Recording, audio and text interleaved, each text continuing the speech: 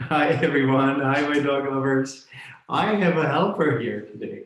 Oh my goodness. Someone came for a cuddle right at the beginning of our meeting.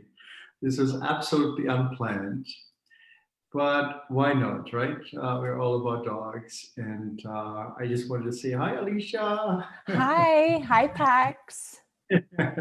I think Pax is going to do the talk today about puppies because he's an expert about being a naughty puppy. Before we start, I must confess I was very pleased today because some of you may know that I am undergoing major training with Pax as a sleepwalker who sleepwalked through glass door when I was in my early 20s. I do feel better if I have a service dog when I travel, when I am sometimes on my own and so on. It's just easier. And I actually almost died in the episode, and Pax now wants to go on the balcony. Paxi. Our puppies certainly keep us busy. And I'll tell you why, because I'm dehydrating homemade treats on the balcony, and he's trying to get at the dehydrator. So that's going to be an interesting one. He's got his eye on it. Oh, yeah. You guys should see him. Paxi, leave it. Talking about puppy behavior. Alicia, take over, please.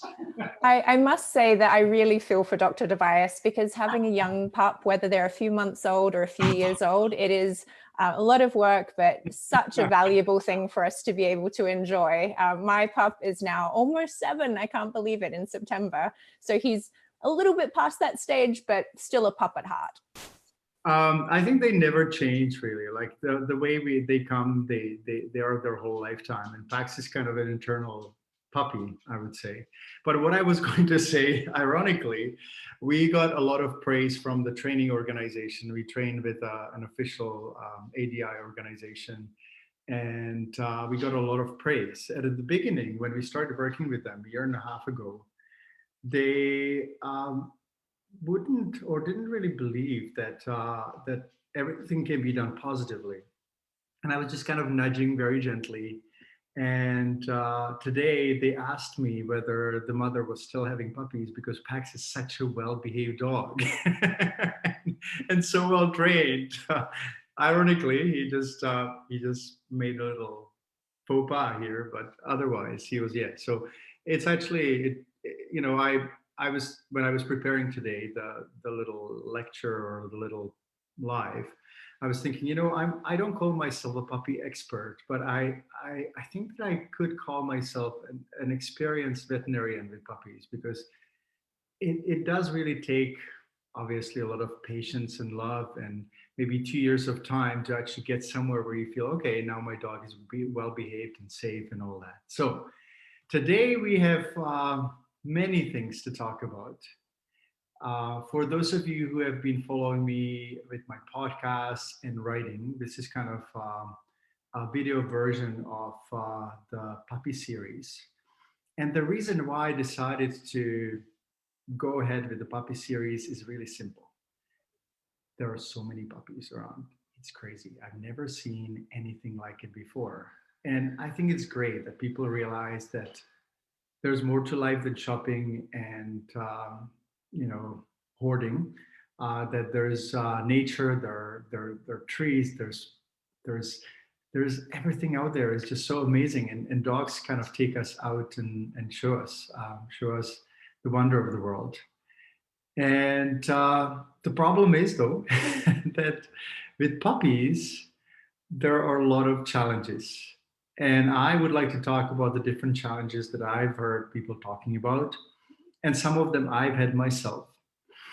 And hope that by the end of this hour, you'll be able to not only solve some of the challenges that you've had, but also pass them on to others. Because really, like, any puppy is so close from being an amazing dog and being a spoiled rotten dog, and most of the time it's actually our fault. So today Alicia is nodding. Today we'll be talking about socialization and immunization because they kind of go along. So I will be sharing screen here and there, and hope that we'll have some time for questions as well. So we'll be talking about the most common mistakes that people make with puppies. And, you know, I don't think that there is much difference between human parents and animal parents. I think about it a lot because I haven't had kids myself, even though my brother's kids, my late brother's kids who passed away from a brain tumor, they're like my kids. I see them almost every second day here in Prague. And that's one of the reasons why I come here, because it's just so fantastic to be around, and they're so well, they're just really lovely kids. One of them is 40, the other one is 33. So they're not kids, but they have families and I hang out with them. But observing them and observing myself with packs, like there's no difference really. And that's why we need to really approach them in a very similar way. But there's one challenge that most veterinarians will tell you that puppies should not be seeing any other dogs for 4 months. Now, this is an equivalent of roughly 8 years in children. And if you think of kids not seeing anyone for 8 years and then suddenly you kind of bring them among children in school and other places and adults, it'll be a disaster. It's already sometimes a crazy disaster, the same way it is a disaster with puppies on some occasions. But not socializing puppies for 4 months is a crazy idea. And I don't really know how it all originated. I'm quite certain that the intention was very positive. However, the results are the same: 8-year-old kids without any contact with kids, or 4-month-old puppies without any contacts with puppies. And I definitely notice, and as I move between pretty much 3 places, Maui, Vancouver, and Prague, because I am probably a gypsy at heart and have family here, and don't like winter, and read too many self-help books. Anyway, as I move, I notice that there are differences. And unfortunately, I must say that very honestly and frankly, the more restrictive areas and regions and countries, the more dysfunctional and the more aggressive dogs there are. So Canadians, I'm really sorry to hear or to say, but in Vancouver, my experience is that there are the most aggressive dogs. And they're the most restrictive, there's the most signs, and people are afraid of dogs. The dog culture is all upside down now. And I am having a hard time with it because it could be so much different from allowing dogs on at least 40-50% of the beaches. And people can choose, because we're taxpayers too, to really teaching people who come to Canada that dogs are part of our culture and they will have to accept them. Trails, mountains, national parks. I had one guy teaching me or preaching me last year that my dog does environmental damage in the Alpine while he had 3 kids. And we're standing by a glacier, and I pointed at the glacier that receded kilometers or miles since, the 1900s. And I said, I don't think that the glacier is actually receding because of my dog. It's receding because of us humans. And you have 3 kids, so you won't be lecturing me about what needs to happen here. But anyway, Maui is a different place. There's almost like 2 different groups. There are the fairly aggressive dogs that are locked up in kennels the whole week, and then on the weekend they come out to the beach and it's a disaster. But those owners usually actually control them, and the rest of the dogs are free. And while the leashes or leash laws are in place, they're there to make sure that people know that they're liable when something happens. But there's no one going around the beaches and ticketing people the same way Vancouver actually does it. And in Prague, there are a few places, like around one little restaurant in the park that I go to, where dogs should be on the leash, but otherwise it is pretty much up to me. I can walk by police officers, by bylaw officers, well, they're none actually, but everything happens so in such a civilized way. And most of the dogs, I'm not necessarily disagreeing with that, are unneutered.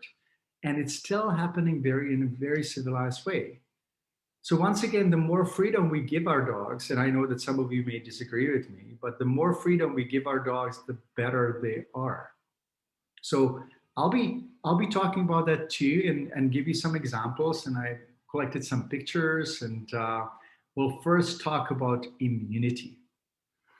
So I know that this, for some of you, it'll be a little bit of a repetition because you have gone or you have come to our Facebook Live on vaccines. Nevertheless, it's good to repeat and review and to maybe ask questions if you have them. All right. So I'm going to go back to the slides. So whenever I'm unsure what to do, and there's the question of, immunity, and that's one of the reasons why veterinarians have been recommending not socializing puppies with other dogs until 4 months. Whenever I'm unsure about something, and this is one of the things that I was not certain or was finding solutions, I would ask, what does nature do? And does it happen in nature where puppies, little wolf puppies or coyotes would actually be separated from the adults? Well, that is not true. And some of you may object, well, but then they die of distemper, parvovirus, and it's a natural selection, and we don't want our puppies to die. And I completely agree. But there's a compromise that works beautifully well. And the most important part is to learn about the maternal and acquired immunity, because there are two different types of immunity. So when puppies are born, they ideally should get colostrum, which is the sticky, not really milk-like substance that is produced the first 24 hours after the puppies are born. And if they get colostrum, then they basically get acquired immunity, meaning that the antibodies against certain viruses and diseases are passed on from the mother to the puppies. The only challenge could be if the mother wasn't immune, or if the puppies didn't get colostrum. The maternal immunity persists for about 8 to, I'm just going to say 20 weeks. It really depends, and nobody knows how long, right? But there's another one, and that's the acquired immunity. So in nature, puppies would get colostrum, they would become immune, and then they start learning. The immune system starts learning by being exposed to pathogen or vaccine. But there is a little bit of a trick about vaccine and when it's given, and I'll tell you about it in a moment.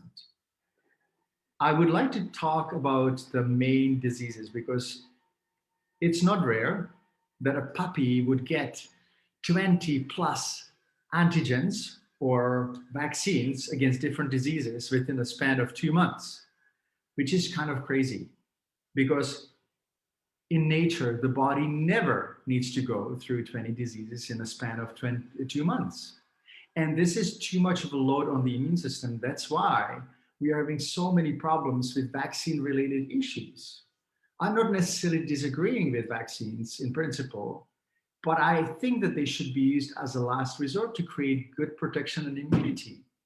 And I've been able to do that with 2 of my dogs and thousands of puppies in my practice without having one single dog ending up with distemper parvus using the protocol that I will show you here. So the main diseases that I consider critical or problematic would be distemper and parvovirus. And even with those, they're relatively rare in puppies that are raised in clean, civilized environment. I used to see distemper in a really remote area up in Whistler and past Whistler, where there are a lot of homeless dogs and they're not always looked after very well. But generally, it is very unlikely that your dog would get distemper or parvovirus. And if it did happen, it would probably happen in the first 6 months of the age. I remember one time, and that was before I was using this protocol, we got a bunch of puppies from that remote area and they had parasites, they were weakened, they were not fed properly, they probably didn't get colostrum, and they did end up with parvo. And that was in the mid-90s. Since then, I have not seen parvovirus puppy. The virus also is getting weaker as the decades go on, and there have been a few decades in between then and now. Distemper I have not seen once, and leptospirosis I've seen a couple of times in practice. Again, sick, not very well fed puppies that were stressed, and that is a big component. So if I was deciding what kind of immunity I'm going to be monitoring, it would be parvovirus and distemper, and leptospirosis only if it does show up in your area. So you can actually look at the stats. You can maybe talk to your local health office, human health office, to see if leptospirosis is present, and then make a decision. But the most important one is distemper and parvo. Now, you may be wondering, well, and how about the others? How about the other diseases? Well, I would never vaccinate my dog against these diseases. And you may be surprised, kennel cough. Kennel cough is nothing more than a common cold and cough, bronchitis.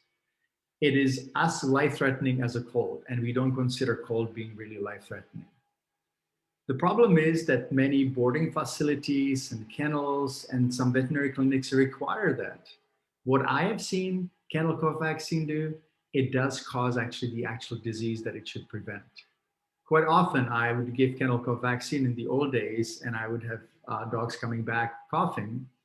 And I was told by the rep, I remember one time that, well, you know, it was probably unfortunate because the dog was already infected, and then it was vaccinated. But then I realized that it always happens after the vaccine. So yeah, anyway, you can translate it yourself. Parainfluenza, coronavirus, not the COVID one, and Giardia are vaccines that I would not use. Giardia vaccine, you know, Giardia again is a disease that can be treated quite easily. It happens in compromised digestive tract, and adding more stress to the immune system of a young puppy is actually can lead to immune diseases, allergies, all that. So you have to really pick your battles and be aware that vaccine companies sometimes use fear to actually make us go for their products. I'm not going to comment anymore because it's a hot topic, I'm sure, right now. But those are the vaccines that I would never give to my patients nor my dog. Now, everything that I suggest here is what I do for my dog. You will never hear me suggesting anything that I don't do for Pax. And you know how much I love him, and I know that you love your dog too. And that's the difference, right? Like if you have I don't know, a pet food company that makes food, and then you talk to the CEO or to the rep and they say that they don't feed the food, that's a problem, right? And they know more than we do quite often. So the next one is Lyme disease. And I'm actually having kind of firsthand personal experience with ticks, and Pax has had many ticks he's collected. However, the good news is that I've been using TickHex, our herbal formula, the first time in a major way, because Canada doesn't really, in the region where we live, there are no ticks, and Maui, we have no ticks either in that area that I frequent. So every day I see ticks. The good news is that when I use TickHex, I sprayed it twice a week at the beginning, and now I sprayed it once a week. And the ticks may sometimes attach, but they never suck. They always basically drop off, or they stay attached, but they don't move. So the most important part is to actually remove them properly. And also, if you're wondering about Lyme disease, it does get transferred 24 hours after they attach and after they drink. Basically, I sometimes joke and say that the ticks drink too much and then they throw up. But it's kind of true. Nevertheless, Lyme disease is a serious problem. I talked to a lady in the park here that was collecting ticks for research, and she said there was about 40% saturation of Lyme disease and ticks. So Central Europe is very saturated. And so it's a serious problem. If you live in the United States, use TickHex. And if you live in Canada, we cannot sell it in Canada because they want us to get a drug permit, which is hundreds and thousands of dollars. But I know that some people get it in the United States, and a friend can ship it across the border to Canada. And if it's used for individual use, then it's okay. We don't see any change in that in the near future. Anyway, going back to Lyme disease. Lyme disease vaccine was a promising kind of endeavor 20 years back, but it was not approved in humans for one single reason. The vaccine is not considered to be safe. And what I started seeing when we used it in the mid-90s, that puppies would have arthritic changes in their spine at the age of 1 to 2 years. And I know that there is no way any other cause can cause it than Lyme disease, or Lyme disease-like symptoms that can actually be caused by the vaccine. And this is what I've seen firsthand again. Spondylosis is basically bridging in between the vertebrae. Those little bridges here should not be there. And I've seen milder forms in puppies. This is a picture that I've collected that I've been able to find, but for you to understand what the condition is like. But never give Lyme disease vaccine, and try to prevent ticks. Try to prevent ticks with something that is natural, that is not chemical. Because if you go on to the Environmental Protection Agency site in the US, you will see that pretty much every single flea product has fatalities and serious side effects. And that is a serious problem. I'm very happy and proud and also grateful to my friend herbalist Gabriela, who helped me formulate TickHex, because I would not be able to do it myself. And I'm so grateful to have it right now and here. So remember, preventing Lyme disease, checking for ticks. There's a 24-hour window, and make sure that you use something that is herbal. So rabies, you may actually be wondering, because we are talking immunity a little bit, reviewing it to make sure that we'll be able to socialize puppies. Rabies is actually one of the more sensible vaccine approaches, actually, because it's given at 5 or 6 months when the immune system is definitely mature. And this is the interesting part. I was thinking about it today. So they tell us that we have to start vaccinating puppies at 6 or 8 weeks, which I don't do. But the vaccination is basically finished by the 20th week. And then they tell us, well, rabies vaccine shouldn't be given until 5 or 6 months when the immune system is really mature. So what happens in between the day 0 or 1 and week 20 or somewhere around 5 months? Well, the immune system is kind of on the way of maturing, but not really mature. We don't know when it matures. So the other thing that you should know is that researchers have confirmed that maternal antibodies, the ones that you acquire or puppies acquire from the mothers, block immune response to vaccines. And what happens, the vaccines actually tied into maternal antibodies, and they neutralize each other, basically. So if you vaccinate a puppy 6 or 8 weeks old, you're very likely making it less protected than if you didn't vaccinate and allow the maternal antibodies to act. And once again, I sometimes ask and wonder, not necessarily, I'm not angry, but I'm wondering, or I'm bewildered that nobody has actually thought of that, right? Like, we know immunity and immunology, we all attended courses, veterinarians, we've attended courses in immunology, and we are suggesting to vaccinate these pups that early. There's some more, and if you go online, you can find different references to this. This is a conclusion of one study that says, many examples exist that demonstrate the inhibition of both human and veterinary vaccines by the maternal antibodies. This knowledge will also help us to evaluate and develop the concept of maternal immunization as a mechanism to protect infants against most common infectious diseases. So I'm not against checking the mother, the bitch, before it gets pregnant, whether the antibodies are there. You can do antibody titer. You don't even need to vaccinate. You can measure the antibodies and see whether the protection is there. And if it's there, then don't touch your puppies until they are 12 weeks old. So when do we vaccinate? I just said that around 12 weeks, the earliest, but there's another caveat. I do something else to make sure that I don't need to apply the conventional vaccination protocol. That is 6 to 8 weeks, first set, 12 weeks, second set, 16 weeks, the third set. And most of you have heard that, right? There's some new current, in quotes, conventional trends where they're suggesting, well, we don't know when the immune system matures, so we'll give a vaccine every 2 to 3 weeks. I think it's crazy, because on top of 20 or 30 antigens that we gave with the old protocol, we would give now in the range of 40, 50.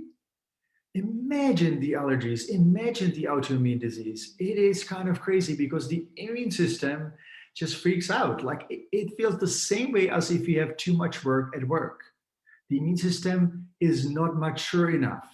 It's like giving a 3-year-old to cook a meal. They're not ready. The immune system is not ready, right? Like, you know, imagine that you let your toddler in the kitchen, wash dishes, handle the stove.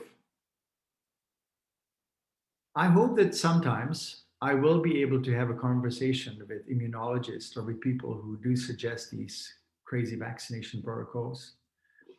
I don't want you to think that I'm coming out of a righteous place. I'm just coming out of a bewildered place. I no longer care about what other people think of my opinions, and that gives me a real freedom. So I'm curious, I ask, and if there are any veterinarians who are watching this, please, and who disagree, please call me, well, email me through the website. I'll be very happy to have a conversation, and we can even have a podcast recorded or something. Anyway, let's look at the vaccine protocol that I use. First, what I do at 12 weeks, I actually measure the antibody titers. And if the Parvo and Distemper titers are there, I would not give any vaccines. I would basically check the antibodies again at 5 months or 6 months. I have a few slides here. I'm going to go through them for you. So you can maybe take screenshots. So the step number 1 in the immunity is to measure maternal antibodies. Step number 2, make sure the puppies get a good meal the first 24 hours. Step number 3, make sure that your puppies are free of parasites, because they will compromise the immune system. They will make your puppy more susceptible to infectious diseases. I usually do parasite check at 8 weeks, 12 weeks, and then monthly until 5 months, and then once or twice a year. Now, you may be surprised if I tell you that I don't deworm puppies if I don't see parasites. But I do check the tests very often, and I sometimes run 2 at the same time, different ones, to make sure that truly there are no parasites. I know that there may be traveling through the system, through the body. The larvae go through several stages of migration. But if I don't see them in the fecal, and if I don't see them in other tests, let's say PCR test or some other antigen test or even DNA test, then they most likely are not there. So this is something that is slightly unconventional, and I am not necessarily saying that you have to go with that. Some people decide to deworm pups automatically several times. I just don't like giving any drugs if I don't have to. So I prefer paying for the tests a little more and avoid drugs. Probiotics. Make sure that probiotics are on board of every puppy that is on solid food. Now, I have been given packs, Gutsen, since I got him. And I know that probiotics are not only good for digestion, and most of you know that, but also for immune system function, because a large portion of the immune system, somewhere around 70 to 80%, resides in the gut.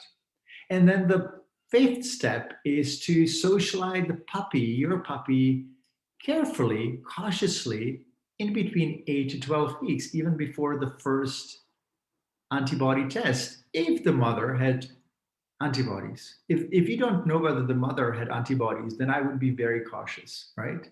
But what I did with Pax, I knew that the mother had antibodies. What I did, we actually, we took him for a little road trip, not too long. And this is from Austria. You can recognize it because in Austria, every house has these amazing, amazing flowers. Like I have no idea how they did it or how they do it. But I did talk to my colleague, Dr. Eva from Austria, and she says, people don't do anything else than look after their flowers and lawns to make sure they're better than the neighbors. Made me laugh. So this is step 5. And so at 12 weeks, you test, and if the antibodies are present, I mentioned this before, you recheck in 5 or 6 months of age. This is actually a mistake. I'm just gonna at 5 or 6 months. I'm just gonna correct it right here. And then 1 year. Now, if the antibodies are not present, this is actually, one more slide here. This is Pax's test result. And just to let you know that any titer, any positive titer from our perspective is actually okay. Some people say this is low, this is high. There is no way for us to determine whether something is low or high, really. Like any immunologist will tell you that any titer will likely generate a protective reaction, and especially if it's acquired antibodies later on. But in a puppy, I'd like to have it as high as possible. But again, you cannot really say for sure that low titer is not protective. From my perspective, I feel comfortable to assume that it is protective. So no need to vaccinate when the titers are positive and antibodies are present, even without vaccines. Now, Pax has never been vaccinated against distemper and parvo. He's got antibodies. And that's the crazy part. And the same thing with Sky. Now, after you discover that the antibodies are there at 12 weeks, socialize your puppy moderately. And the reason for that is that the immune system is learning while the maternal antibodies are there. And this is what happens in nature. The pups that are protected by the colostrum socialize, get exposed to pathogens, and their immune system will take over a little bit. Maybe your toddler can help you to knead a dough or make some sort of little cookie, right? And then later on, it's going to be cake, and then it's going to be full-size dinner when they grow up. But it takes time. If the test is negative at 12 weeks, no antibodies are present, I recommend giving distemper and parvovirus vaccine, and then leptospirosis if it's endemic in your area. Leptospirosis is a nasty disease. I've seen it once. It causes kidney failure and other issues, but it is relatively rare in North America in general, and Europe and Russia. I looked at the map, are relatively low with leptospirosis. So I have created a little chart here, and I will go through it one more time right now, and I will enlarge it. Don't worry, I will enlarge it. I just have to find that program that I made this chart in. Okay, so I'm going to increase the size. So again, we'll start here. This is what I call safer infectious disease prevention protocol. I'm going to close this here and close this here. Maybe not. So key preventive steps. Natural diet. Do not feed your dog kibble if you want them to be healthy and well immune. And I know many of you do. I don't hold it against you, but it is part of the good immunity. There is a reason why nature feeds raw.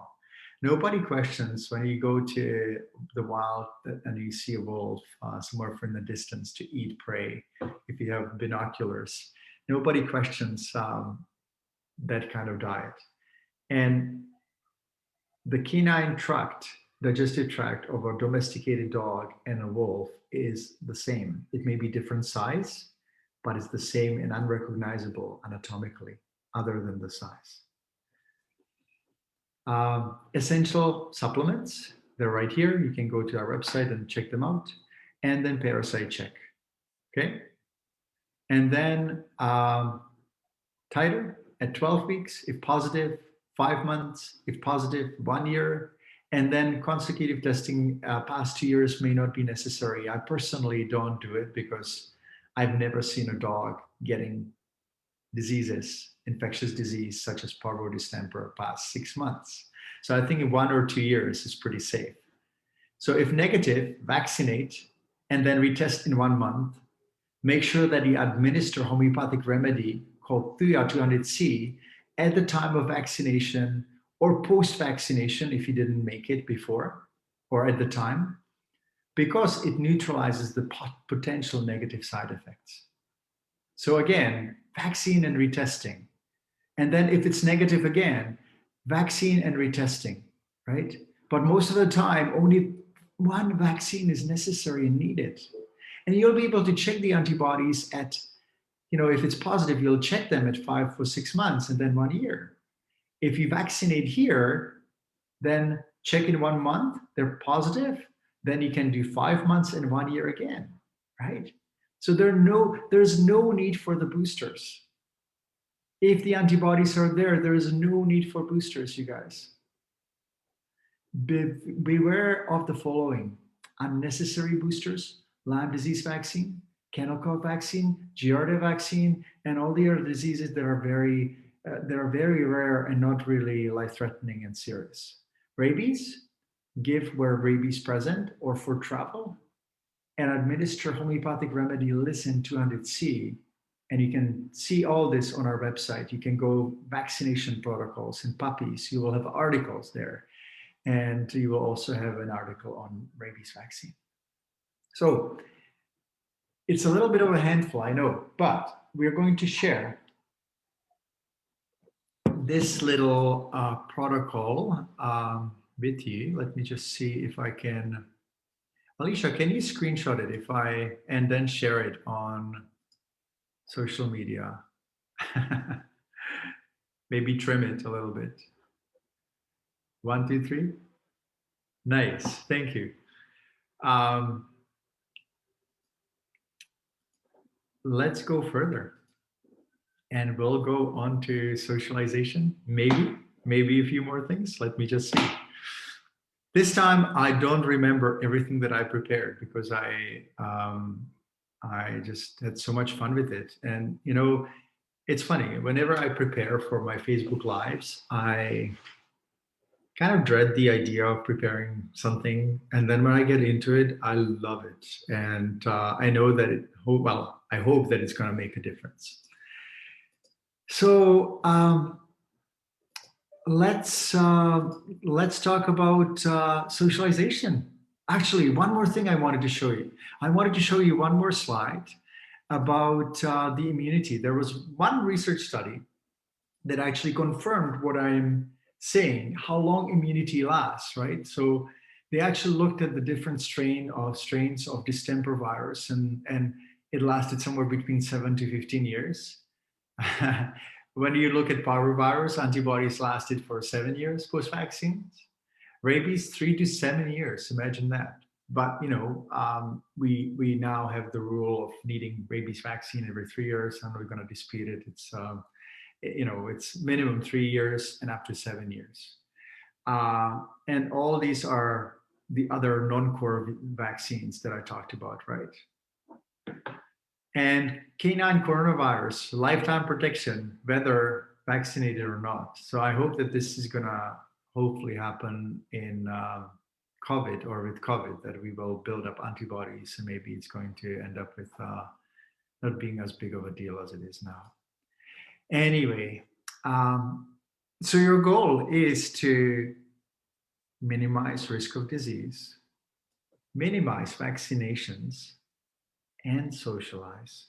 Because socialization is not only good for acquired immunity, it is also good for raising a puppy that is not a annoying punk.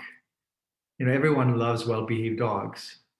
And I'm not sure whether you've gone to dog parks where there are dogs that are just bullies, annoying punks. I don't really like it. And I'm sure that well-behaved dogs and nice dogs don't like it either. And the biggest reason is that puppies need to be socialized. They need to learn the ropes. There's one more thing actually that I wanted to talk to you about. How do you navigate this whole topic with your veterinarian, right? Because you most likely will be running into some challenges there. Number one, I know that your vet is a caring person. It is very unlikely, highly statistically probable, that your vet is an uncaring person. But we have been taught certain ways. And we've been taught that when we don't follow the rules, we fail at exams, or we are not in the fault, so-called. And veterinarians, we have a really kind of strong sense of belonging to the profession and strong sense of needing to do a good job, right? So if a professor or teacher says this is how it is, or if a big vaccine company says this is what we research and this is how it is, often we don't question. And we should question it, but we don't. So if you talk to your veterinarian and you say, hey, I don't want to do the boosters. I want to check the antibodies and see what goes on. Two possible outcomes are available. One of them is that your vet will disagree, and then you may need to find a different vet. Or if they agree, thank them, say that, that you're just curious and you just want to do this because you heard that it works, and see what happens. Ultimately, you are in charge of your dog. Ultimately, your vet is a service provider, not your boss, not your parent, not your grandparent. I've seen some colleagues being kind of intimidating in that area, and they will try to frighten people, maybe with a good intention.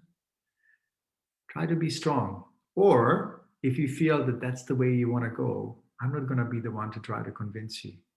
But the reason why I'm trying to reduce the number of immunizations and vaccines is that it has been proven that dogs that are vaccinated have higher range or higher rate of autoimmune diseases. And they usually happen 1 month after the vaccination. About 40% dogs get their autoimmune disease episode or diagnosed within a month after vaccine.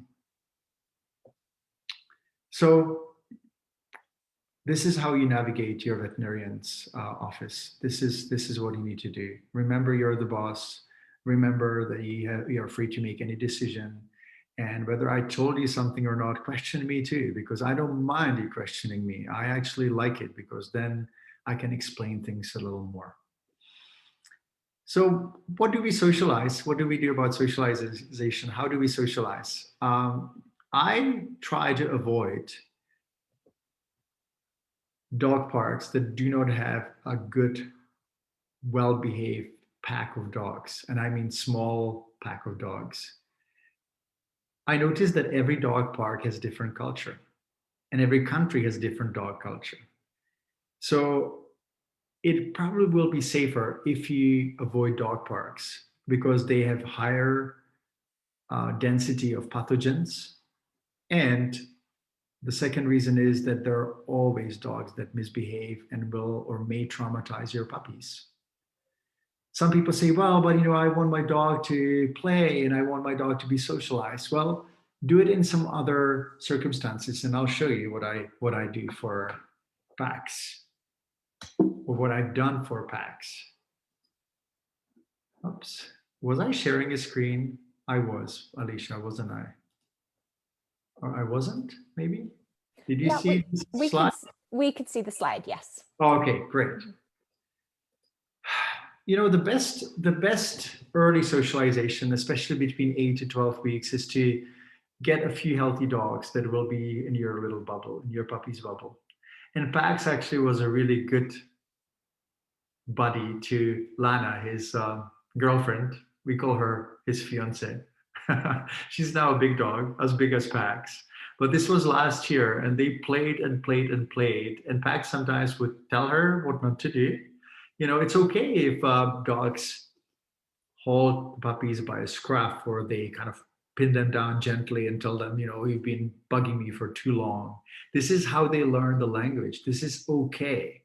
And I've seen so many dog lovers actually protecting their dogs, especially the little ones, from being exposed and socialized. And I know that we have to be careful, right? Like if you see a big dog that is somewhat threatening, yeah, you can pick your little puppy up.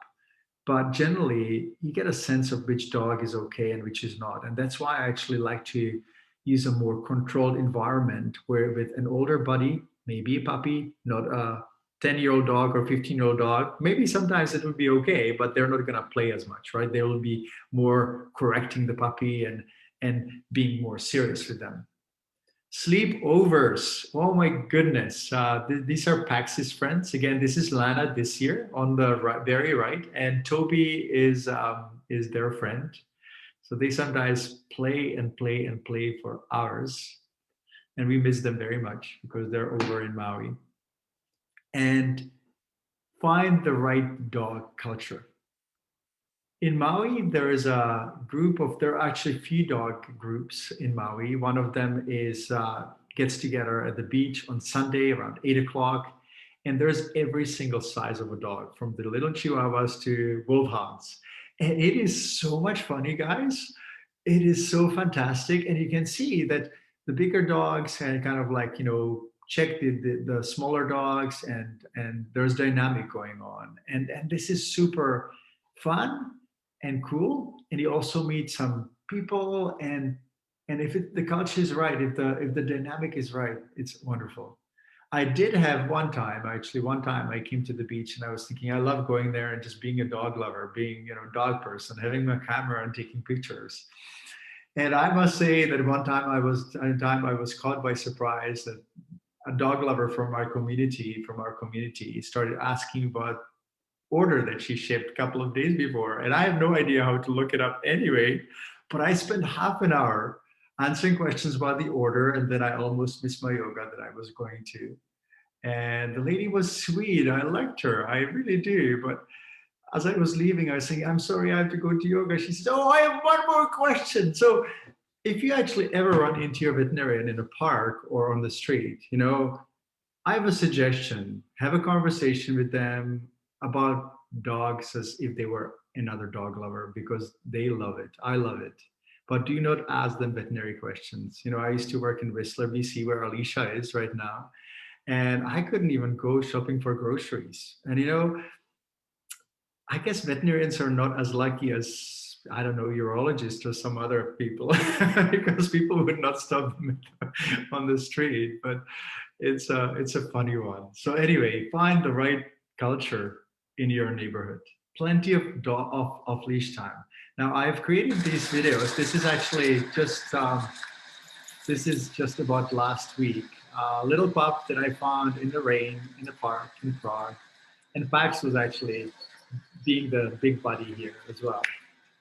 Unfortunately, this pup was on kibble, and I tried to convince them to switch the puppy to cooked or raw diet, and I'm not sure whether I was successful. This morning, I actually saw a little dachshund, beautiful, beautiful dog, and the lady started talking and saying that her dog had pancreatitis and it can't really hold any food down, and it's been chronic and bad. And I tried to convince her to try homemade food, and she was not really open to it. So, you know, you can try, and then that's all.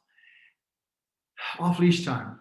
Work on your recall. Now, this is super important, you guys. And if you think that your dog doesn't have a good recall, either the treats that you use are not good enough, or you have not practiced your recall well enough.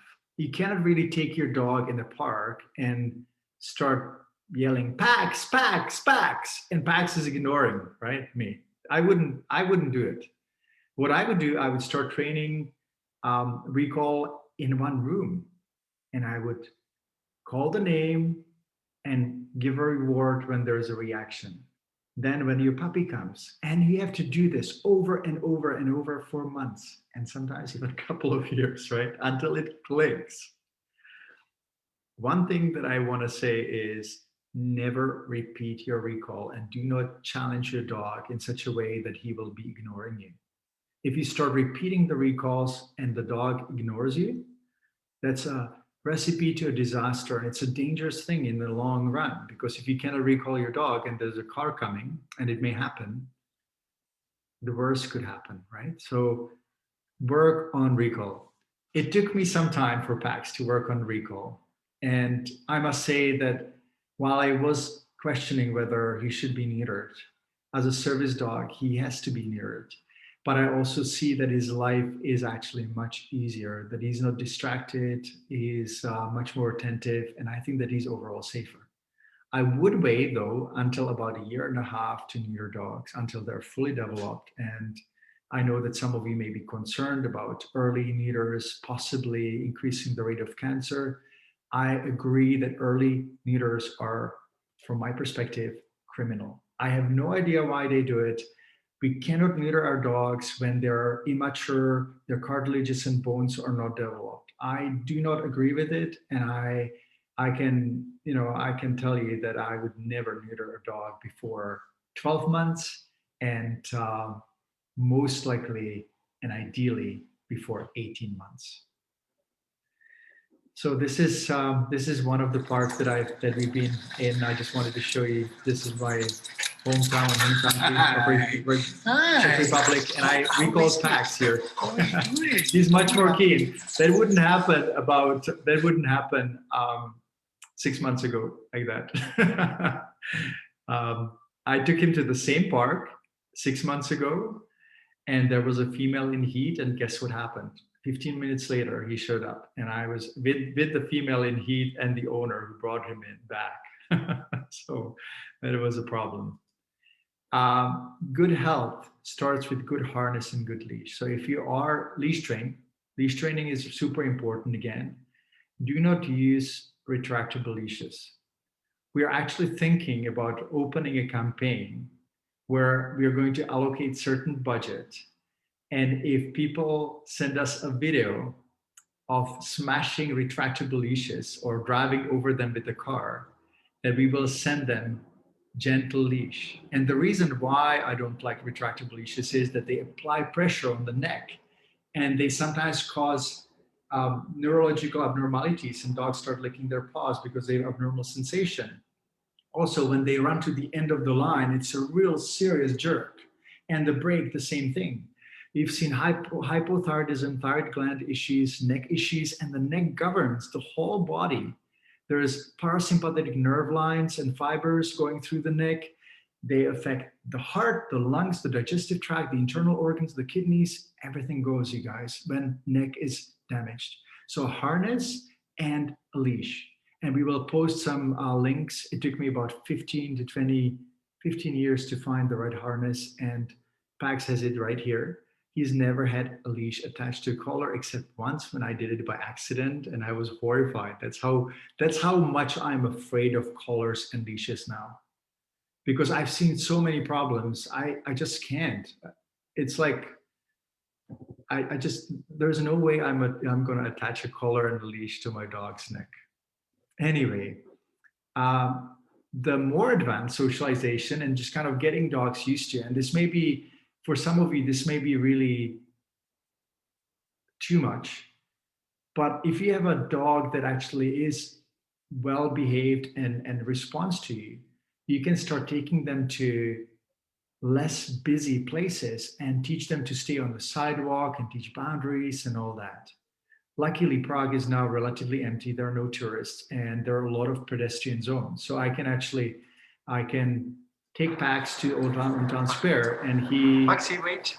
See, and I try to make sure that he doesn't go across off the sidewalk and stop.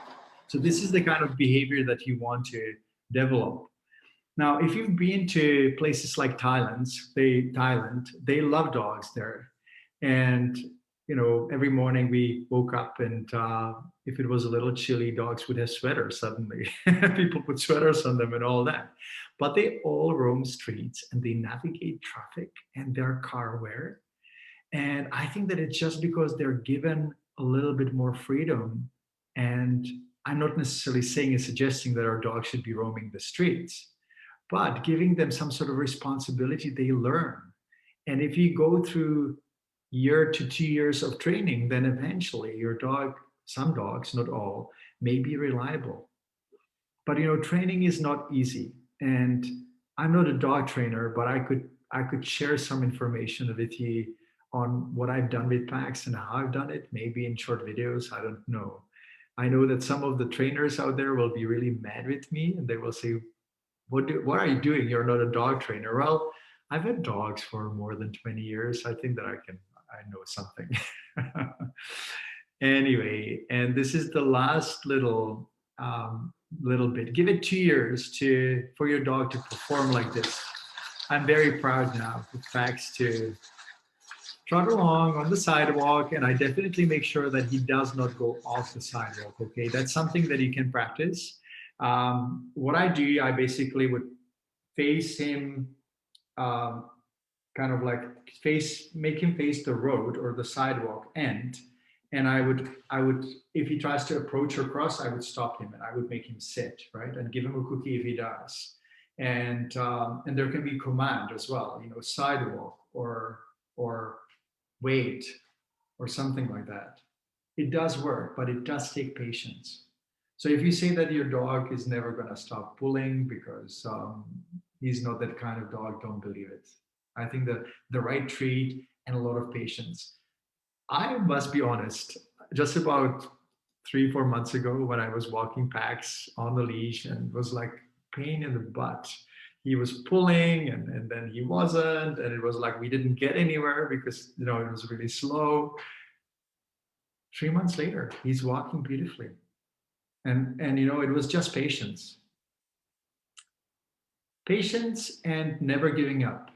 I will tell you one story that has absolutely nothing to do with what we are talking about. But there is one lady on a podcast. The podcast is called The Modern Man, MANN. And he interviewed a lady this month who survived a crocodile attack in Zambia or Zimbabwe or somewhere there in Africa. She was kayaking with another person, with a friend, and the crocodile actually bit their kayak and then grabbed her hand and basically dragged them to the shore while she was on the boat. And she was about 6 inches away from the eyes of the crocodile. And she survived. Unfortunately, her friend, gentleman, didn't survive because he got a heart attack. But she was describing this whole episode in such a way that it was just incredible. I couldn't really hear my ears. I couldn't believe my ears. She was describing it saying, I was just saying, I can't die. I must not die. Please don't kill me. Don't eat me. Please don't kill me. Don't eat me.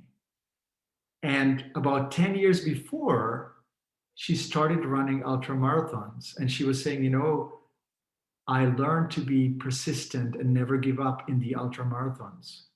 And on top of that, she started running the ultras after she had a brain tumor and survived and basically was cured by a surgery. So this woman had a brain tumor, ran ultramarathons, almost was eaten by a crocodile, and now she's running ultramarathons again.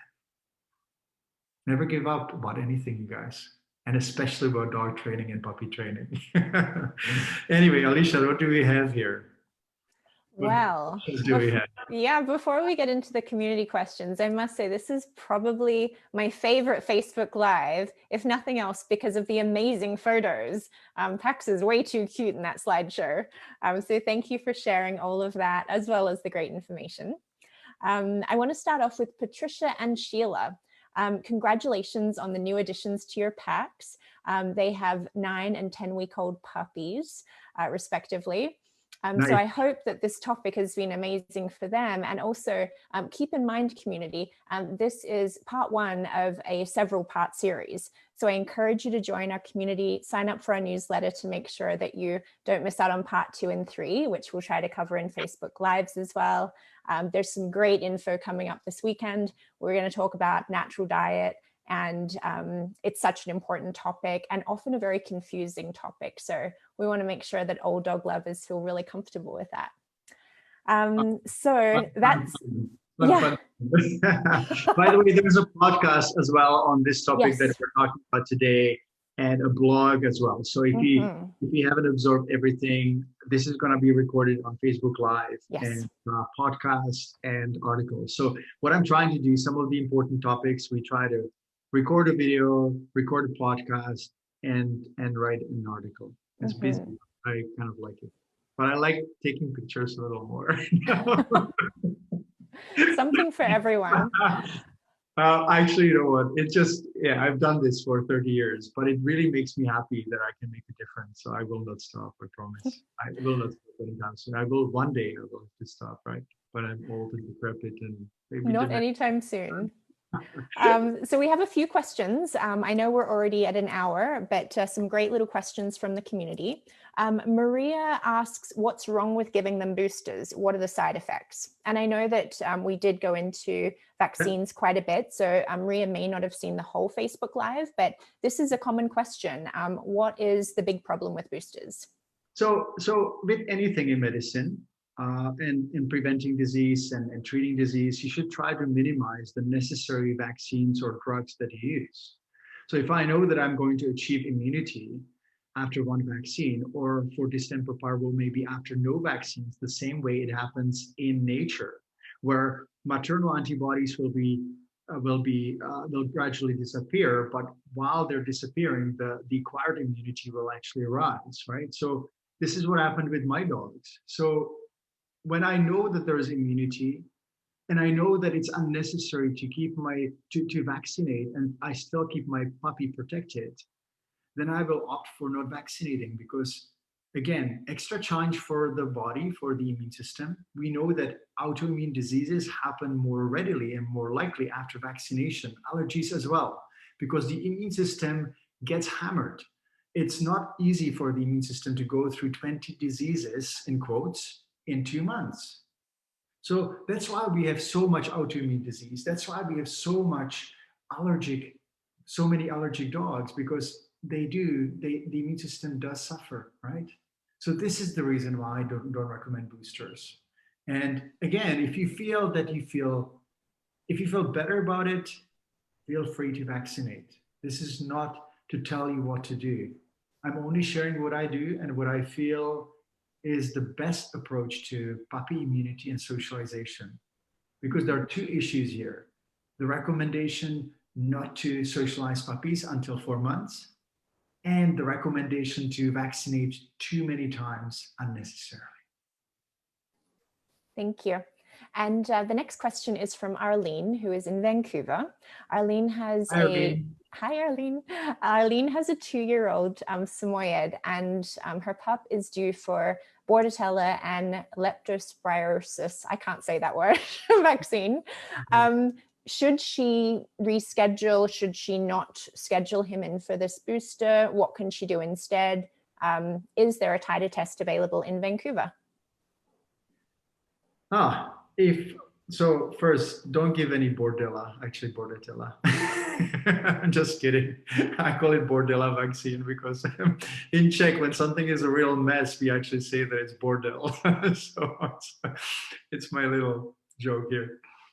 I do not recommend Bordetella vaccine. It's just not necessary because it does inflict very similar symptoms and sometimes creates basically kennel cough.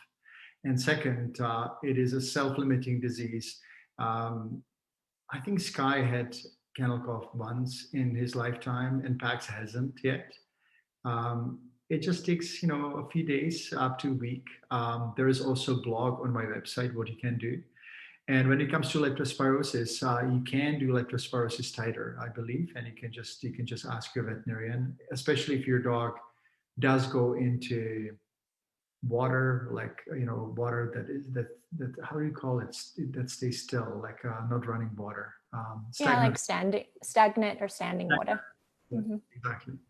But kennel cough, I don't recommend it. I don't recommend kennel cough vaccine. You'll have to have a conversation, or just say simply, you guys can just simply say, I don't want that vaccine. This is the paradox, that so many people are so worried what their vet will say. Mhm. You don't answer to your vet, like, and if they don't like it, if they say you can't come to the office because your dog is not vaccinated. I have one actually comment, or one thing I would say. I say, well, if the dogs that are vaccinated should be protected, does it really matter if I don't have, I don't really take chances with other dogs, only with my own, and that's what I'm deciding on, right? It's kind of funny that they say that if a person or dog is not vaccinated, they threaten the society. I think they don't, because if everyone else who wants to be vaccinated gets vaccinated and the vaccine works, they should, then it's not anyone else's business. It's our freedom to decide. And we should really actually fight for that freedom of not being labeled a second-class citizen just because we have different opinions, right? Mhm. But And when anyway, it as much as I say today, no naming or anything. um, on still the same topic, just to expand on Arlene's question, are titer tests available in Vancouver? I think a lot of maybe dog lovers don't understand how the process works. So if you go in, maybe your veterinarian simply suggests, okay, Fido is, it's time for Fido's booster shot for A, B, and C. They don't necessarily, unless you're lucky to work with a holistic vet or an integrative vet, they don't offer the titer test as the first option. But if you ask for it, they can facilitate it. Yes. Can you explain how this actually works Yeah. in terms of, taking the blood and what happens to the blood after that? Yes. So basically, that's a really good question. Um, a titer test can be done only through blood sample, collecting a blood sample, and the blood sample or serum is sent to the lab, and then the lab basically takes a reagent or the test kit, and they will dilute the serum in a certain sequence. And at a certain point, the serum will not have any antibodies. So that's the titer. So it can be titer, let's say 1 to 5 or 1 to 20. And so the higher the dilution, the higher the titer. So 1 to 5 is lower than 1 to 20 because it's higher dilution. It's 1 part of serum and 20 parts, or sorry, is it 19 parts of diluent? 1 to 20 basically. If it's more diluted, the titer is higher. So if you detect antibodies in a more diluted sample, it is higher. Does it make sense? And there are basically different tests for different diseases. And it's a very common technique.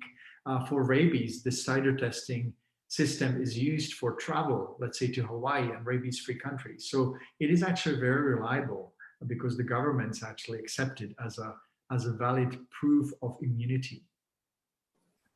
And any other questions on that, Alicia? Yeah, I think that's really helpful. For vaccines, Jamie mentioned that only rabies is required where she lives in Maryland, and she was able to get a waiver for her dog because her dog had an allergic reaction. So she didn't actually have to give vaccines for rabies after the age of 2.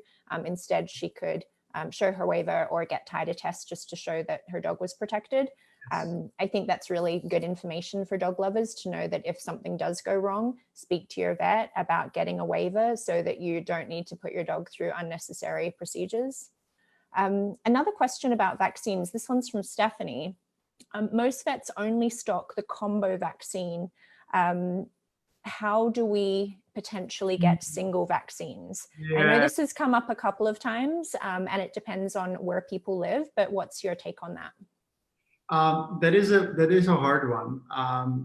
They may be able to specially order Distemper parvo vaccine. Sometimes we give that vaccine to ferrets, and they do have these vaccines available. At least last time I checked, they did. but it would have to be special order. So that's something that you have to decide. If you don't want to have a special order vaccine, then you can just give the combination with all the other diseases like parainfluenza and coronavirus and what is there? Parainfluenza, distemper, parvovirus. I can't remember anymore. But there's about 6 different diseases. But anyway, you can give that particular vaccine. I can look it up with it's DAPP, parainfluenza, parvovirus, leptospirosis, adenovirus. That's what I forgot. So anyway, you can give that vaccine or ask for a special order for just parvo and distemper, if it makes sense. Mm-hmm. And I will share a screen here with you. Actually, I was just, in the meantime, I looked up the lab and the tests that are available. So this is the titer test that you can run. You can see that it's a leptospiro-specific antibody here. And to be clear, sorry, just to clarify, this is the IDEX site, which is used in Canada. It might be a different company that's used in the US. Do you know? IDEX is probably US as well. US as well. Yeah, that's great. And there's different tests, right? So, you can talk to your veterinarian and they can decide which test they want to run or is available in your area. There you go. And there is one more. I'm just looking at here. Yeah, there's some other tests here that leptospirosis is available here. I thought I would show you this this particular portal because you can see that it does exist, and you can see that it does exist in a lab that actually is very large and common. So if they say it doesn't, it's not available, it's not true. I can actually look up distemper parvo as well. I'll show you that. Do you think that the people or the clinics that say it's not available simply A, don't know about titer testing, or B, don't want to deal with it and they'd rather sell the vaccine because they have them in stock and they make some money off of it? I don't want to speculate. It's not, it's it can be or one or the other. Right? So you can see that some current titer tests are actually, they include even adenovirus, distemper, parvovirus, right? So there's 3 of them. And the leptospirosis is separately. I can't see any other, I can't see anything else here. Anyway. Yeah, and one of our community members, Carrie, thank you, Carrie, has left a comment to say that IDEX is in the USA as well. So it's a common North American company. There you go. Thank you so much. Excellent. That are all the questions that we have time for today. We're at 10:15, so thanks for hanging in there. That was a big presentation. Thanks for answering some questions. And this is, as I said, part 1 of a part 3 series I think we're aiming for. So if you enjoyed this, definitely share it with people that you care about, that love their dogs, so that they can learn as well. And also those who are thinking about getting puppies. And one more comment, one more caveat. We sometimes talk about controversial things, and it would be easy to fall into the mode of them against us. And I really want to encourage our community to always try to see things from the other side. It doesn't necessarily mean that we agree, but disagreement doesn't necessarily mean that we're enemies. And that applies to raising puppies and dogs and politics and everything. So they may have a different opinion and they have their reasons for it.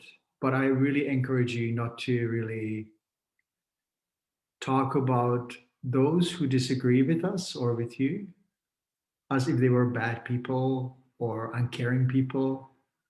I know that most of my colleagues really work hard, and actually all of them. I don't really see or know a veterinarian who would be a slacker, to be honest. They wouldn't go through vet school.